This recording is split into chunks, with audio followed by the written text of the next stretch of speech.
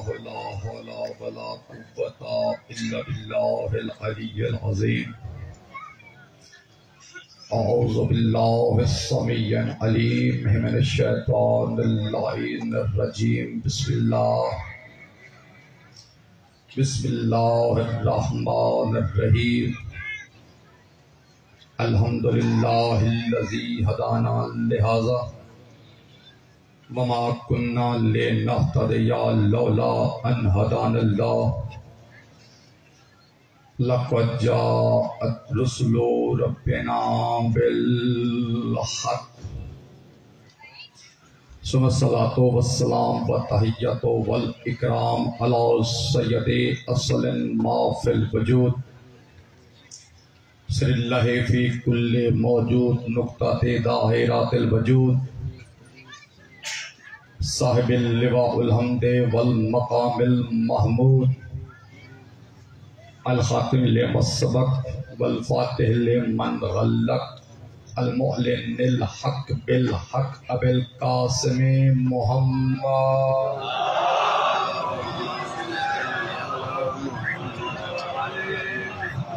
وآئمہ وآلہ الطیبین الطاہرین المعصومین المنتخبین المنتجبین المظلومین الذین اذهب اللہ عنہم الرجس وطہرہم تطہیرا.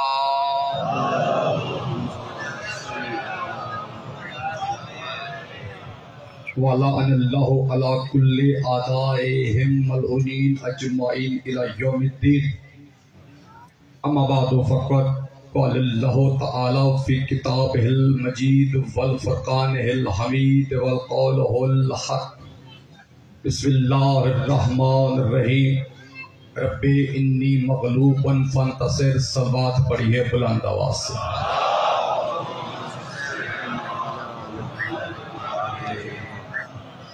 ہے بندگی کے دیس میں سب سے بڑا حسین. ہے بندگی کے دیس میں سب سے بڑا حسین. کرتا رہا ہے اس کے لیے کیا سے کیا حسین.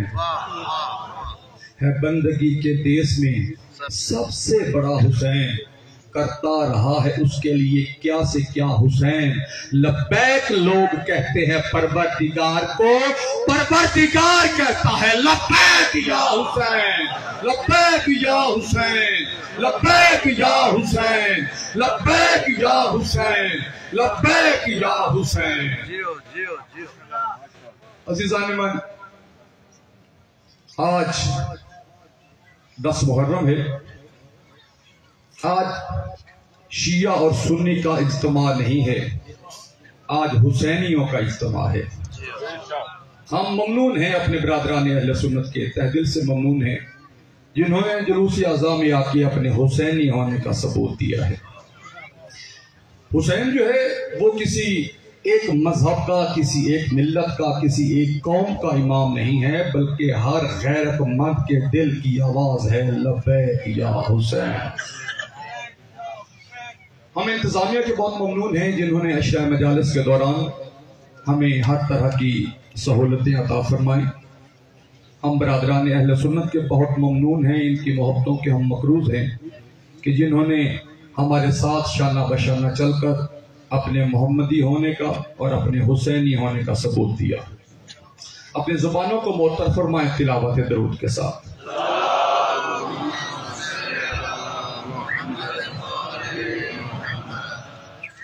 میں نے ابھی آپ کے سامنے قرآن مجید کی ایک آیت کی تلاوت کا شرف حاصل کیا ہے.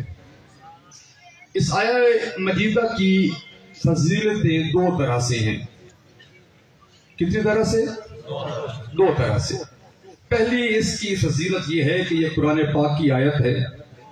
دوسری اس کی فضیلت یہ ہے کہ یہ ایک نبی کی مانگی ہوئی دعا ہے. کس نبی کی مانگی ہوئی دعا ہے؟ میں نبی کا نام نہیں بتاؤں گا، ایک نشانی بتاؤں گا.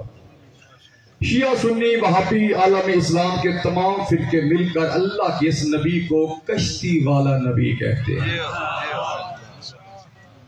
توجہ عزیزان.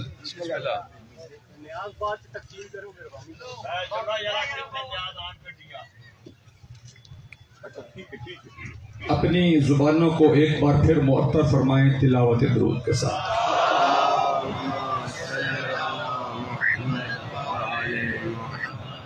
اگر آپ کی توجہ میرے ساتھ ہے تو میں کچھ عرض کروں؟ بسم اللہ۔ بہت مہربانی۔ عالم اسلام کے 73 فرقے مل کر اللہ کے اس نبی کو کشتی والا نبی کہتے ہیں۔ نوح ان کا نام نہیں ہے، نوح لقب ہے۔ عزیزان من، اگر ہم تاریخ سے اللہ کے اس نبی کا نام پوچھتے ہیں تو پتہ چلتا ہے کہ اللہ کے اس نبی کا نام عبد الغفار، عبد الجبار یا عبد الستار ملتا ہے۔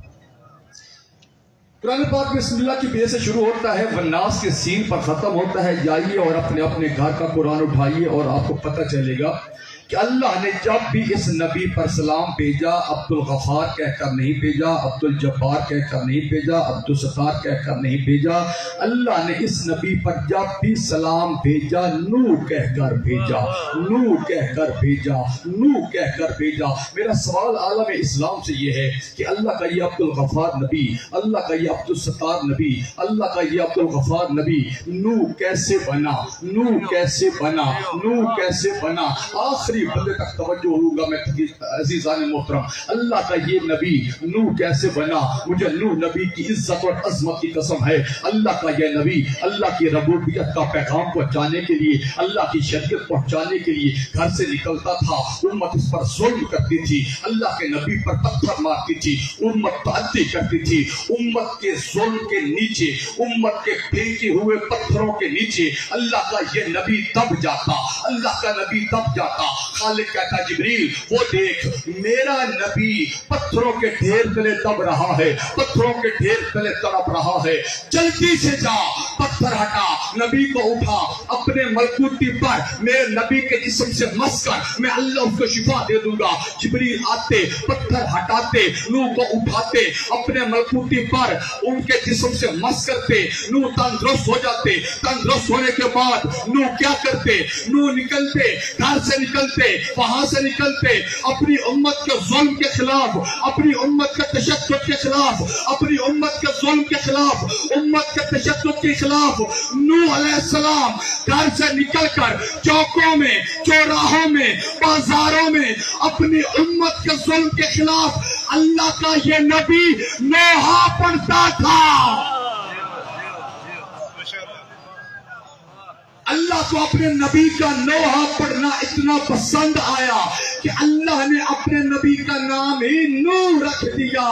مسلمانوں، زمین پر کے پہلا صاحب شریعت نبی ہے وہ حضرت نوح علیہ السلام ہے، اور ابھی تک سمجھ میں نہیں آیا کہ یہ جو نوحہ ہے یہ محبت نہیں ہے، نوحہ پڑھنا عقیدت نہیں ہے، محبت پڑھنا عین شریعت اس لیے ہے کہ مسلمانوں جہاں سے تمہاری شریعت کی ابتدا ہے وہاں سے نوحے کی ابتدا ہے۔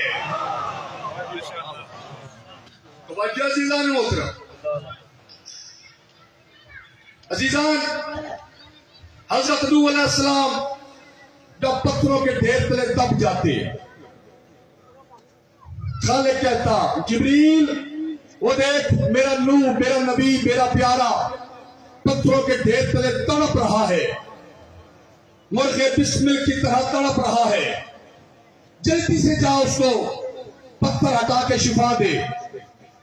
جبریل آ کے اپنے ملکوتی پر جسم سے مس کرتے، جسم سے مس کرتے، نوح تندرست ہو جاتے، جسم سے مس کرتے، نوح تندرست ہو جاتے۔ میرے سامنے شیعہ سنی نہیں بیٹھے، میرے سامنے سارے حسینی بیٹھے ہیں۔ حسینیوں کو ایک پیغام دینا چاہتا ہوں کہ جب نوح نبی کو ضرورت ہوتی ہے تو فرشتے آ کے شفا دیتے ہیں، اور جب فرشتے بیمار ہوتے ہیں تو حسین سے شفا لیتے ہیں۔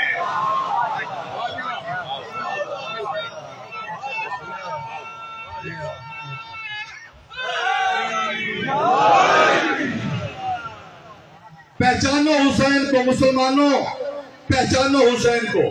کون ہے حسین؟ عید کا دن ہے، اماں ہمارے کپڑے کہاں ہیں؟ جناب سیدہ کہتی ہیں کہ تمہارے کپڑے درزی کے پاس ہیں، حالانکہ درزی کے پاس کپڑے، دنیا کے کسی درزی کے پاس کپڑے موجود نہیں تھے، جناب سیدہ نے کہا درزی کے پاس ہیں. خالق نے کہا جبریل آج وارثان جنت کو کپڑوں کی ضرورت ہے، جا جلدی سے جا جنت سے کپڑے اٹھا میری سیدہ کے دروازے پر لے جا. حسین شریفین نے گرمی بہت ہے، میں نے آپ کو زیادہ امتحان میں مبتلا نہیں کرنا. جبریل کپڑے لے کر آئے، حسین شریفین نے زیب تن کیے. ادھر سے رسول خدا گھر میں داخل ہوئے. نانا مدینے کے تمام بچوں کے پاس سواریاں ہیں، آج عید کا دن ہے، ہماری سواری کہاں ہے؟ رسول خدا نے کہا حسن تم ادھر آؤ میرے دائیں شانے پر بیٹھو، حسین تم ادھر آؤ میرے بائیں شانے پر بیٹھو. اس وقت حسنین کہتے ہیں نانا لوگوں کی سواریوں کی تو باغیں ہیں، ہماری باغیں. اللہ کے نبی نے کہا حسنین یہ جو زلفیں ہیں نا یہ واللیل کی زلفیں ہیں، یہ وہ زلفیں ہیں جن کی اللہ قسمیں کھاتا ہے. ایک حسن پکڑ لے ایک حسین پکڑ لے، مجھے محمد مصطفیٰ کی عظمت کی قسم ہے. حسن ادھر موڑتے ہیں، حسین رسول ادھر موڑ جاتے ہیں، حسین ادھر موڑتے ہیں، رسول ادھر موڑ جاتے ہیں. رسول خدا حسنین کی مرضی کے ساتھ ساتھ مدینے کی گلیوں میں پھر رہے ہیں، مدینے کے بازاروں میں پھر رہے ہیں کہ سامنے سے حضرت عمر فاروق آتے ہیں. وہ حیران ہو کے کہتے ہیں کتنی پیاری سواری ہے. رسول خدا کہتے ہیں عمر سواری نظر آ گئی، سوار نظر نہیں آئے. یہ ہے حسین جو نبی کے دوست کا سوار ہے. حسین عزیزان من، ایک روز حضرت عمر کا بیٹا آگے کہتا ہے بابا جان مجھے حسن کہہ رہا ہے، علی کا بیٹا کہہ رہا ہے، تو غلام زادے ہو. اس وقت جیسے ہی حضرت عمر نے سنا ہے نا، حضرت عمر فاروق نے سنا ہے، تو انہوں نے کہا اگر علی کے بیٹے نے کہا ہے کہ غلام زادے ہو تو جلدی سے جا کے لکھوا کے لے آؤ. کیوں لکھوا کے لے آؤں بابا؟ جب میں مر جاؤں تو علی کے بیٹوں کی لکھی ہوئی سند میرے کفن میں رکھنا، روز حشر میرے کام آئے گی. عزیزان جب صحابی کو علی کے بیٹوں کی پرچی کے بغیر نجات نہیں ملتی، امت کو حسین کے بغیر نجات کیسے ملے گی؟ حد ہو گئی ہے.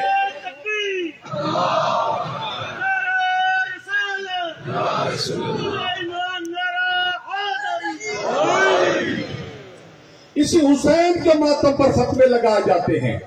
میرے سامنے سارے حسینی بیٹھے ہیں، چاہے شیعہ ہیں چاہے سنی ہیں، مذہب ایک ہے اور وہ حسینی ہے. ہر غیرت مند دل کی آواز حسین ہے. توجہ عزیزان، ماتم نہ کیا کرو، ماتم کرنا حرام ہے. میں کہتا ہوں مسلمانوں مجھے ذرا یہ بتاؤ کہ حرام کہتے کسے ہیں؟ ٹیکس لگی سرزمین پر میں تاریخی جملے ادا کرنے جا رہا ہوں. حرام کہتے کسے ہیں؟ حرام اسے کہتے ہیں جو چھپ کر کیا جائے، کرنے کے بعد پچھتایا جائے. ہم ماتم چھپ کے نہیں کرتے، ہم حسین کا ماتم کرنے کے لیے پہلے اعلان کرواتے ہیں، اشتہار لگاتے ہیں، فلیکس لگواتے ہیں کہ کل فلاں گلی، فلاں امام بارگاہ، فلاں محلے، فلاں امام بارگاہ میں مظلوم کا ماتم ہوگا. یہ ہم نے چھپ کے تو نہیں کیا نا، چھپ کے تو نہیں کیا نا. دوسری نشانی حرام کی کیا ہے کہ مرنے کے بعد پچھتایا جائے. خدا کی قسم ماتم کرتے کرتے ہمارا ماتمی نوجوان اگر شہید ہو جائے، نہ ماں پچھتاتی ہے نہ باپ پچھتاتا ہے.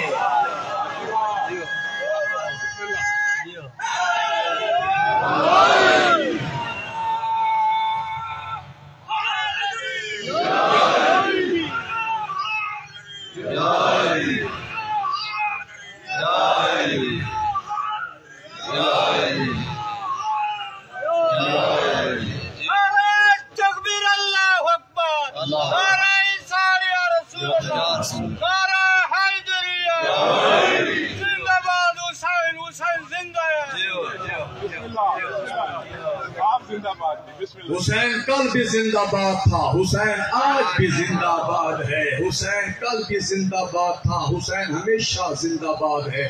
بس دو جملے مجھے اور کہیں گے خدا کے لیے، اس کے بعد ایک جملہ ذکر مصائب کا. عزیزان من، حد ہو گئی ہے. 1400 سال سے ہم سن رہے ہیں، ہم جو علی والے ہیں، ہم جو شیعہ ہیں، 1400 سال سے سن رہے ہیں کہ یہ جو ماتم کرتے ہیں نا، یہ ماتم بی بی کی بد دعا ہے، انہوں نے خود مارا ہے حسین کو، خود ہی پچھتا کے ماتم کر رہے ہیں۔ سنتے ہیں کہ نہیں سنتے ہیں؟ اچھا مجھے بتائیں کہ یہ جو یزید ہے، یہ یزید کدھر کا حکمران ہے؟ شام کا حکمران ہے۔ حسین کہاں پہ شہید ہوئے ہیں؟ کربلا میں۔ یزید آج کے 27 نہیں 47 آزاد ملکوں کا اکیلا بادشاہ تھا۔ حسین کو شہید کروایا کس نے ہے؟ یزید نے۔ اس کا مطلب یہ ہے کہ یہ جو سوال کیا جاتا ہے کہ شیعوں نے خود مارا ہے حسین کو، خود ماتم کرتے ہیں، مارا تھا کس نے؟ یزید نے۔ اس کا مطلب ہے کہ یزید شیعہ تھا۔ ایک لمحے کے لیے فرض کر لو یار، یزید شیعہ تھا۔ اس کا مطلب ہے یزید شیعہ تھا تو یزید ہمارا اپنا تھا۔ جب یزید ہمارا اپنا ہے تو ہماری اپنی مرضی، ہم یزید کو 7 پشت اوپر سے لعنت شروع کریں یا نیچے سے، تمہیں تکلیف کیوں ہوتی ہے؟ کیوں حسینیوں، کیوں حسینیوں، کیوں حسینیوں؟ بسم اللہ۔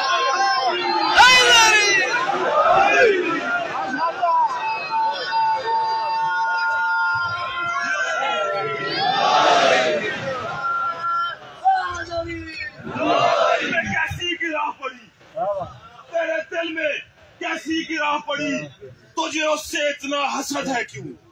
تیرے دل میں کیسی گراہ پڑی، تجھے اس سے اتنا حسد ہے کیوں؟ جو نبی کی آنکھ کا نور ہے، جو علی کی روح کا چین ہے، کبھی دیکھ اپنے خمیر میں، کبھی پوچھ اپنے ضمیر سے، اور جو مٹ گیا وہ شہید تھا، جو نہ مٹ سکا وہ حسین۔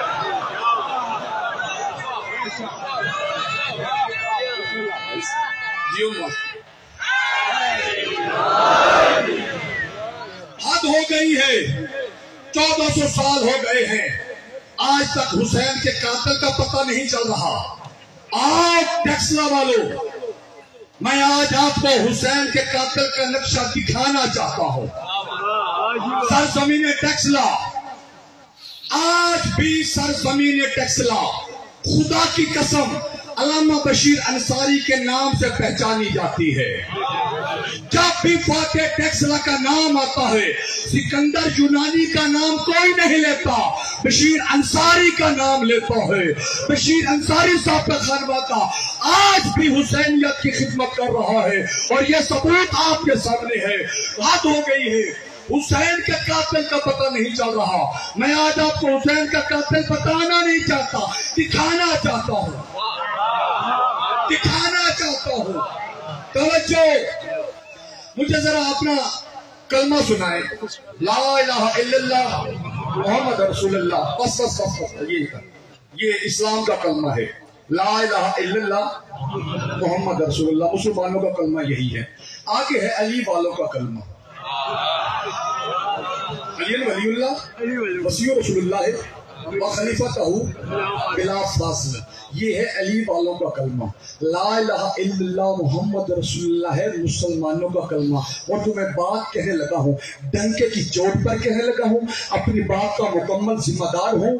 میں بات کر رہا ہوں حسین اور یزید کی، حسین اور یزید کی، اور بتانا چاہتا ہوں کہ حسین کا قاتل کون ہے۔ مسلمانوں کا کلمہ لا الہ الا اللہ محمد رسول اللہ، اور شیعوں کا کلمہ ہے ولی اللہ وصی رسول اللہ و خلیفتہ بلا فاصلہ۔ سمجھ آنے گئی، فیصلہ ہونے گیا۔ اگر یزید کلمے میں علی ولی اللہ پڑھتا تھا تو پھر حسین کو ہم نے مارا، اگر علی ولی اللہ نہیں پڑھتا تھا پھر کس نے مارا؟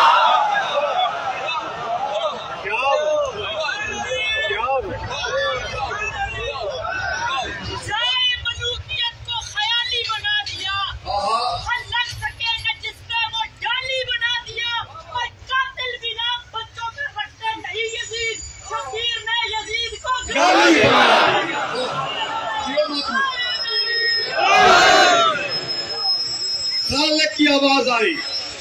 میرا خلیل ابراہیم تیار ہے قربانی دینے کے لیے. جی مالک تیار ہو. ابراہیم تیرے دائیں ہاتھ میں کیا ہے؟ مالک چھری ہے. تیرے بائیں ہاتھ میں کیا ہے؟ مالک رسی بھی ہے پٹی بھی ہے. یہ رسی اور پٹی کیوں اٹھائی ہے؟ مالک میرا بیٹا ہے، اسے تڑپتا ہوا نہیں دیکھ سکتا. پٹی اس لیے اٹھائی ہے کہ اسے دیکھوں گا، رسی اس لیے اٹھائی ہے کہ اس کے ہاتھ اور پاؤں باندھوں گا. رونے والوں، خالق نے کہا ابراہیم تو نے اسماعیل کی ماں سے کیا کہا ہے؟ پھر مالک میں نے اسے کہا ہے کہ میں اپنے دوست کے پاس لے کے جا رہا ہوں. اللہ کا دوست ہے نا ابراہیم، کوئی غلط تو نہیں کہا نا ابراہیم نے، لیکن یہ تقیے کا جملہ تھا، تقیے کا جملہ تھا. اس وقت خالق کی آواز آتی ہے ابراہیم اسماعیل جو ہے وہ آدھا تیرا ہے آدھا ہاجرہ کا ہے. تو نے ہاجرہ کو صحیح حقیقت نہیں بتائی، اسے نہیں پتا کہ تو کدھر لے کے جا رہا ہے اسماعیل کو. ابراہیم مجھے وہ قربانی پسند نہیں جس میں ماں راضی نہ ہو. ابراہیم مجھے وہ قربانی بھی پسند نہیں جس میں رسیاں باندھی جائیں اور پٹیاں باندھی جائیں. اس وقت عالم ارواح میں مولا حسین کی روح تڑپی. مولا حسین کی روح نے آگے بڑھ کے کہا نانا محمد سینے پہ ہاتھ مار کر وعدہ آپ کریں، قربانی میں حسین دوں گا. میں حسین وعدہ کرتا ہوں کہ میرے سپاہیوں کی ماں نہیں مائیں دعائیں کر رہی ہوں گی کہ پہلے میرا مرے. میں حسین وعدہ کرتا ہوں کہ میرا کوئی جوان پٹی نہیں باندھے گا، میں حسین پٹی نہیں باندھوں گا. عزیزان ابراہیم کا بچ گیا، دمبا کٹ گیا. دمبا سب کو یاد ہے، رسول کا دمبا کٹ گیا کسی کو یاد نہیں ہے. یہ حسین کو رسول خدا کندھوں پہ اٹھا کے لوگوں کو دکھاتے رہے، اپنی زبان چسا چسا کے حسین کو جوان کیا. وہ حسین مارا گیا، کسی کو پرواہ نہیں ہے. میرے چوتھے لہو رونے والے امام کی روایت ہے قتل ابی بالسیوف والرماح والاحجار والاخشاب. مولا فرماتے ہیں کہ میرے غریب بابا کو تیروں سے مارا گیا، تلواروں سے مارا گیا، خنجروں سے مارا گیا، والاحجار پتھروں سے مارا گیا، والاخشاب لاٹھیوں سے مارا گیا. ایک مومن سامنے سے کھڑے ہو کے کہتا ہے کہ مولا یہ تیر، یہ تلوار، یہ خنجر، یہ تو میدان جنگ کا حصہ ہے. آپ فرما رہے ہیں کہ والاخشاب آپ کے بابا کو لاٹھیوں سے مارا گیا. لاٹھیوں کا میدان جنگ میں کیا کام ہے؟ رونے والا امام رو رو کے کہتا ہے کہ 400 مولوی جمعہ پڑھانے آیا ہوا تھا، ان کے ہاتھوں میں عصا تھے، ان کے ہاتھوں میں لاٹھیاں تھی. وہ لاٹھیوں کے ساتھ میرے غریب بابا پر حملہ کرتے تھے اور کہتے تھے کہ جلدی سے حسین کو قتل کرو، ہمارا جمعہ قضا ہو رہا ہے. اللہ جانے وہ کیسے مسلمان تھے جو رسول کے بیٹے کو قتل کر کے نمازیں پڑھ رہے تھے، جمعے پڑھ رہے تھے. رونے والوں میرا ایمان اور عقیدہ ہے کہ رسول خدا آج بھی قبر میں رو رہے ہیں. رونے والوں جب بروز حشر ہوگا اس وقت رسول خدا قبر سے اٹھیں گے، زاروں قطار رو رہے ہوں گے. خالق پوچھے گا میرا حبیب میں نے تو کائنات کا ذرہ ذرہ تیرے لیے خلق کیا، تو کیوں رو رہا ہے؟ اس وقت محمد مصطفیٰ کی آواز آئے گی میرا پاک اللہ تیرا احسان ہے، تو نے کائنات کا ذرہ ذرہ مولا میرے لیے خلق کیا، لیکن میری فاطمہ کا کیا قصور تھا؟ میری فاطمہ قبر سے اٹھ رہی ہے، اس کا ہاتھ پہلو پہ کیوں ہے؟ رونے والوں، روز حشر وہ وقت ہوگا جب مولا علی بھی ساروں قطار رو رہے ہوں گے۔ خالق کی آواز آئے گی، میرا علی، میں نے تو تجھے اپنا ولی بنا کے دنیا میں بھیجا تھا، تو کیوں رو رہا ہے؟ علی بادشاہ کی آواز آئے گی، میرا اللہ، محمد مصطفیٰ کی ایک بیٹی زخمی ہے، میری بیٹیاں کبھی شام کے درباروں میں، کبھی کوفے کے بازاروں میں پتھر کھاتی رہی، میری بیٹیوں کا کیا قصور تھا؟ رونے والوں، یہ وہ وقت ہوگا جب مولا حسین قبر سے کھڑے ہوں گے تو مولا حسین کو دیکھ کے مولا علی زاروں قطار اور رونا شروع کر دیں گے۔ اس وقت خالق کی آواز آئے گی، یا علی پھر کیوں رو رہا ہے؟ مولا علی کی آواز آئے گی، میرا پاک اللہ، وہ زمین پر نگاہ ڈال، ہر بندہ قبر سے اٹھ رہا ہے تو اپنے کفن میں اٹھ رہا ہے، وہ کربلا کی طرف دیکھ، میرا حسین بے کفن اٹھ رہا ہے۔ آخری جملہ رونے والا، یہ وہ وقت ہوگا جب مولا حسین بھی زاروں قطار رو رہے ہوں گے، مولا علی کی آواز آئے گی، حسین میں تو تجھے رو رہا ہوں، تو کسے رو رہا ہے؟ حسین رو رو کے کہیں گے، پاپا علی میں تیرا بیٹا ہوں نا، بیٹے کو بے کفن اٹھتے دیکھ کے رو رہا ہے، وہ میری 4 سال کی معصومہ شام کے زندان میں میرے چولے میں رسیے میں جکڑی ہوئی میری سکینہ، اس کے رخسار، اس کے کام، ماتم حسین۔